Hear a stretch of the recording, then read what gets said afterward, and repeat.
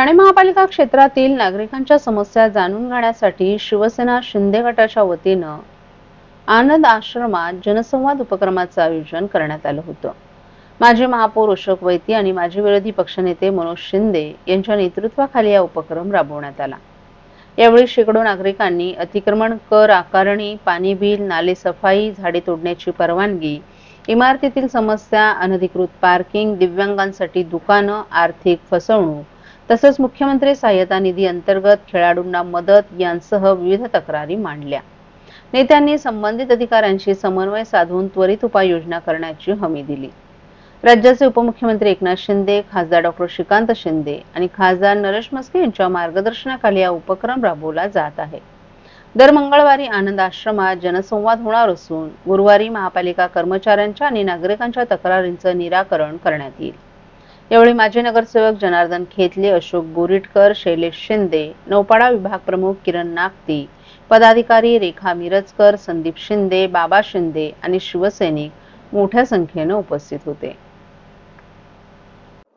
On the spot बरेचसे विषय संपलेले आहेत। आता महत्वाचा एक विषय ट्रॅफिकचा आहे का आमच्या तक्रारदारांनी ट्रॅफिकचा विषय आणलेला आहे। त्यासाठी ट्रॅफिकचे संबंधित अधिकारी यांच्याबरोबर एक बैठक आम्ही या आठवड्यात लावतो आहोत आणि काही आमच्या पॉवर लिफ्टिंगच्या मुलींना अनुदान देण्याच्या माध्यमातून देखील या ठिकाणी आहे। बिल्डरनी फसवल्याच्या बऱ्याचशा तक्रारी या ठिकाणी आलेल्या आहेत। अशोक वैती साहेब आणि आमचे बाकी नगरसेवक ऑन द स्पॉट ते काम करतात आहेत, आम्ही देखील काम करतोय आणि अशा प्रकारे त्या भागातील नगरसेवकांचे ज्या तक्रारी आहेत त्या भागातील नगरसेवकांना आणि शिवसैनिकांना देखील सक्षम करणार आहेत। जे नागरिकांना फसवणारे सेवा नाही करणार, मग ते अधिकारी असू दे, बिल्डर असू दे, त्यांना त्यांचा जाब द्यावा लागेल। नागरिकांनी याचा फायदा घ्यावा आणि तुमच्या माध्यमातून सांगतो आणि तुमच्या माध्यमातूनच ही दुसरी वेळ आहे, चांगला प्रतिसाद आहे। अजून जास्तीत जास्त प्रश्न आणावेत, समस्या आणाव्यात, आम्ही सक्षम आहोत। आम्ही पक्षप्रमुख एकनाथ शिंदे साहेबांचे सैनिक आहोत आणि आम्ही सक्षम आहोत ते करण्यासाठी। आमचे शिंदे साहेब देखील संपले, त्यांचे मंत्रिमंडळ, त्यांचे नगरसेवक, विभाग प्रमुख, शाखा प्रमुख सर्व सक्षम होतात। धर्मवीर आनंद दिघे साहेबांनी सुरू केलेली ही परंपरा आहे। हीच परंपरा आमचे मुख्यमंत्री एकनाथ शिंदे साहेब हे पुढे घेऊन चाललेत आणि त्यांच्या आदेशाप्रमाणे हे आज ह्या ठिकाणी आम्ही सर्व काम करतोय। सर्व टीमवर्कनी काम करतो, कोणी आमच्यात नेता नाही, कोणी काही नाही, सर्व आम्ही टीमवर्कनी काम करतोय। महिला आघाडी देखील आता सक्षमतेने काम करणार आहे आणि ह्या पुढे देखील त्यांच्याकडे काही समस्या आलेल्या आहेत त्या देखील त्यांचा देखील निपटारा होत आहे। आपण पाहिलं असेल की बाहेर देखील आणि इथे देखील पाहिलं की बऱ्याचशा समस्या आपल्यापर्यंत आलेल्या आहेत। काही समस्या तात्काळ फोन करून तिथल्या तिथे सोडवण्याचा प्रयत्न, नाही तर मग आता फक्त ऐकायचं आणि नंतर उद्या या परवा असं नाही। ज्या समस्या आज सुटतायत त्या बऱ्यापैकी आम्ही तात्काळ सोडवतोय। काही समस्या महापालिकेच्या समस्या असतील त्या गुरुवारी आपण महापालिकेत बसणार आहोत।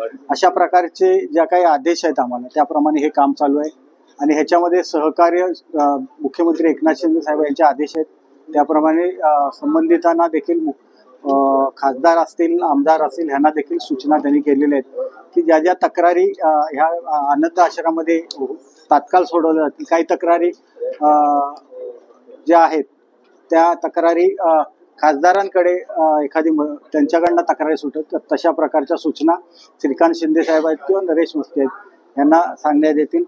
महाराष्ट्रातील भगिनींना आधार देणारी राज्य शासनाची मुख्यमंत्री माझी लाडकी बहीण योजना, या योजनेअंतर्गत अल्प उत्पन्न गटातील 21 ते 65 वयोगटाच्या भगिनींना मिळणार दरमहा 1500 रुपयाची मदत। अर्ज करण्यासाठी 31 ऑगस्ट 2024 पर्यंत मुदतवाढ। कुटुंबाचं वार्षिक उत्पन्न 2.5 लाख रुपयांपेक्षा कमी असलेल्या महिला पात्र। कुटुंबाकडे पिवळं किंवा केशरी रेशन कार्ड असल्यास उत्पन्नाचा दाखला आवश्यक नाही। पांढरं रेशन कार्ड असेल किंवा रेशन कार्ड नसेल तर कुटुंबाचं वार्षिक उत्पन्न 2.5 लाखांपेक्षा कमी असल्याचा दाखला आवश्यक। योजनेसाठीचा ऑनलाईन अर्ज नारी शक्ती दूत ॲपवरून किंवा पोर्टलवर भरता येईल। ज्या भगिनींना ऑनलाईन अर्ज भरता येत नसेल त्यांच्यासाठी अंगणवाडी, ग्रामपंचायत, वॉर्ड ऑफिस, सेतू सुविधा केंद्रामध्ये किंवा आशाताई बचत गटाच्या CRP यांची मदत उपलब्ध। आता आपल्याला अभिमानाने म्हणता येईल सुखी आणि सुरक्षित आहे माझी लाडकी बहीण।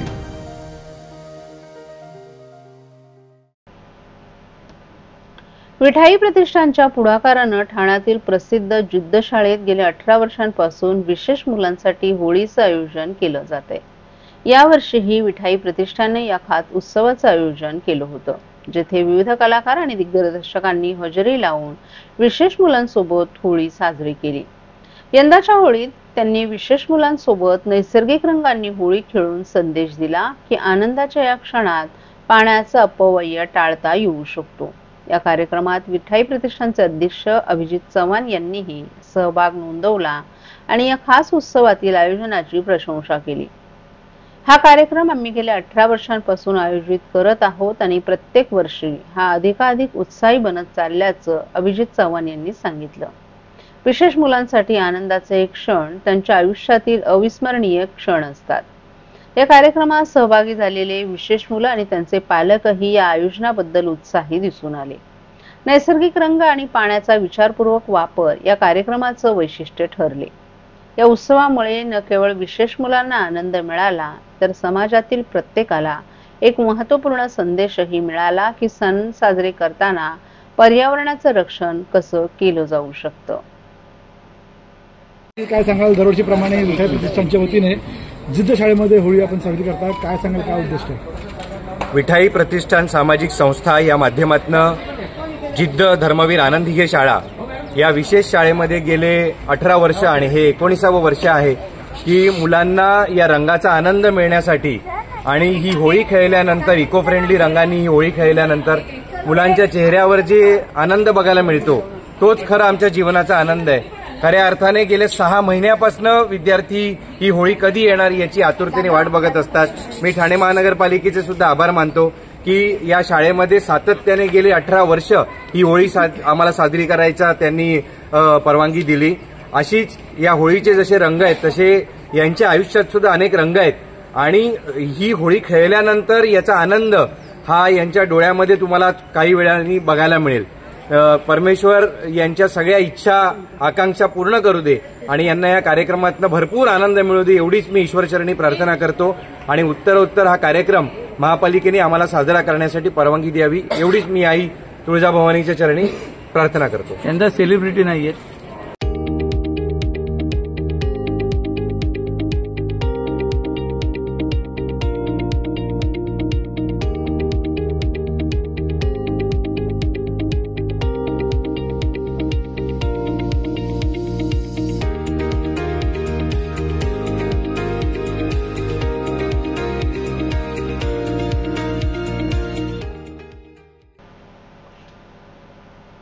वागळे स्ट्रीटमधील सीपी तलाव परिसरात कचरा हस्तांतरण केंद्राला नागरिकांचा विरोध असल्यानं महापालिकेनं कचरा उचलणं बंद केले। त्यामुळे संपूर्ण परिसरात कचरा कोंडी निर्माण झाली असून गेल्या 3 दिवसांपासून नागरिकांना दुर्गंधीचा सामना करावा लागतोय। या परिस्थितीविरोधात राष्ट्रवादी काँग्रेस अजित पवार गट आक्रमक झाला असून पक्षाचे जिल्हाध्यक्ष आनंद परांजपे यांनी प्रशासनाला थेट इशारा दिलाय। परांजपे यांनी ठाणे महापालिकेवर निशाणा साधत गेल्या 3 वर्षांपासून महापालिकेची महासभा झाली नसल्यामुळे प्रशासक म्हणून आयुक्त जबाबदार असल्याचं परांजपे यांनी सांगितलं। सहाय्यक आयुक्तांना कितीही रेट असला तर 3 दिवस कचरा न उचलणं म्हणजे ठाणेकरांच्या जीवाशी खेळ आहे।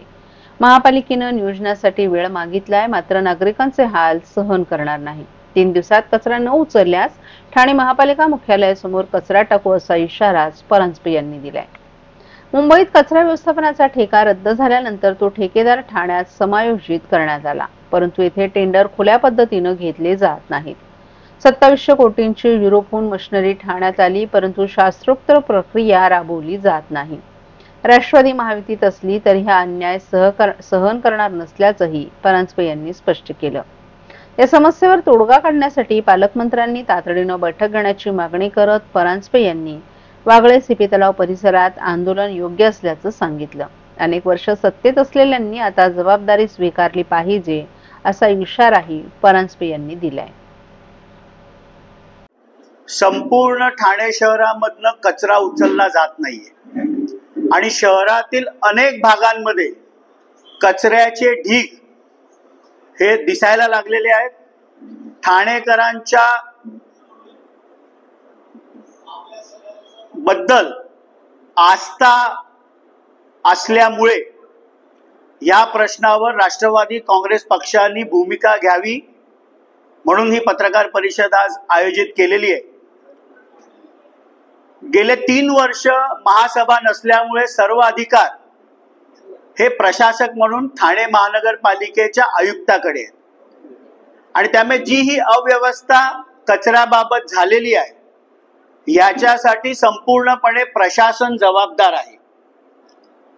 महापालिकेमधील मुजोर अधिकारी, पात्रता नसलेले अनेक वर्ष त्या पदावर असलेले अधिकारी, कोणाच्या शैक्षणिक पात्रतेबद्दल प्रश्नचिन्ह, कोणावर भ्रष्टाचाराचे आरोप, म्हणजे व्हॉट्सअप ग्रुपमध्ये तर सहाय्यक आयुक्ताचा रेट किती, नियुक्ती करण्यासाठी हे देखील व्हॉट्सअपवर जी चर्चा होते हे ठाण्यासाठी दुर्भाग्याची गोष्ट आहे.